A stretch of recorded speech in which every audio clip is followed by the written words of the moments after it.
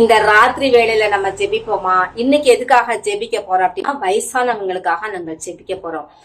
எனக்கிட்ட ஒரு அம்மா ரொம்ப ரொம்ப ஒரு வயசான அம்மா. எப்பவுமே நான் வாரம் அவங்கள பார்ப்பேன்.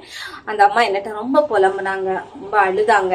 நான் வீட்டுல நிம்மதியாவே இருக்கிறது இல்ல, என் மருமகா என்ன ரொம்ப வேலை வாங்குற, ரொம்ப கஷ்டப்படுறா, எனக்கும் உடம்பு சரியில்லை, என்ன பண்றது தெரியல அப்படின்னு சொல்லிட்டு ரொம்ப ரொம்ப அழுதாங்க. இதே மாதிரி நிறைய முதியோர், நிறைய வயசானவங்க தனிமையில இருந்தாலும் சரி, இல்ல வீடோடு சேர்ந்து இருந்தாலும் சரி, இந்த வயசான காலத்துல அவங்கள ரொம்ப பொறுமையா பாதுகாத்து கொள்ளணும், ரொம்ப பொறுமையா அவங்ககிட்ட இருக்கணும். ஏன்னா அவங்க கொஞ்சம் பேசிட்டே இருப்பாங்க, கொஞ்சம் இதாதான் இருப்பாங்க. ஆனா அவங்கள்ட்ட நம்ம பொறுமையா நடந்துக்கணும்.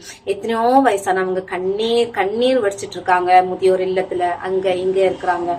நம்முடைய பிள்ளைங்க நம்மளை இப்படி விட்டுட்டாங்களேன்னு கவலைப்படுறாங்க. அவங்களுக்காக நம்ம எனக்கு ஜெபிப்போம். எனக்கு அன்பான ஏசப்பா, இந்த நல்ல ராத்திரி வேலைக்காக நன்றி துதிக்கிறோம் அப்பா. அருமையான வயதானவர்களுக்காக நாங்கள் ஜெபிக்கிறோம் ஆண்டவரே. எத்தனையோ பேர் கண்ணீரோடு கத்தாவே, கஷ்டத்தோடும் பாரத்தோடும் கத்தாவே இந்த ராத்திரி படுக்கைக்கு சென்றிருக்கும் போது கத்தாவே நீங்க அவர்களோடு பேசுங்க கத்தாவே. அவர்களுக்கு சமாதானத்தை கொடுங்க ஏசப்பா. அவர்களை பார்க்கிறவர்கள் கத்தாவே பொறுமையோடு பார்த்து கொள்ளக்கூடிய கிருபை தாங்க ஏசப்பா. எவ்வளவு முதியோர் இல்ல இருக்குது ஏசப்பா. அங்க நிறைய முதியோர்கள் இருக்கிறாங்க ஏசப்பா, வயதானவர்களுக்காக இருக்கிறாங்க ஏசப்பா. அங்க அவர்கள் சந்தோஷத்தோடும் கத்தாவே நிம்மதியாக இருக்க கர்த்தர் தாமே கிருபை செய்வீராக. ஒவ்வொருத்தருடைய கண்ணீரை நீங்க பாக்குற தேவன் அப்பா. அவர்கள் கண்ணீரை துணங்க ஏசப்பா. ஆண்டவர் ராத்திரி அவர்களுக்கு சமாதானத்தை நீங்க கட்டளையிடுங்க.